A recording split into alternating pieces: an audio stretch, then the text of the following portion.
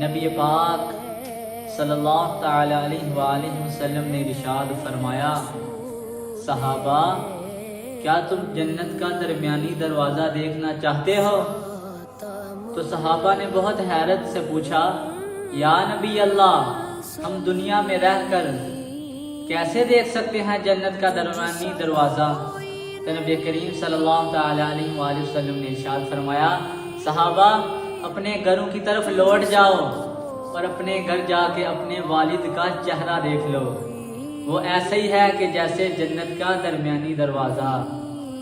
ایک اور حدیث پاک ہے کہ نبی کریم صلی اللہ علیہ وآلہ وسلم نے ارشاد فرمایا کہ جس نے خوش اخلاق کے ساتھ اپنے والدین کا چہرہ دیکھا تو اللہ تبارک و تعالی اسے ایک حج اور ایک عمرے کا ثواب عطا فرمائے گا۔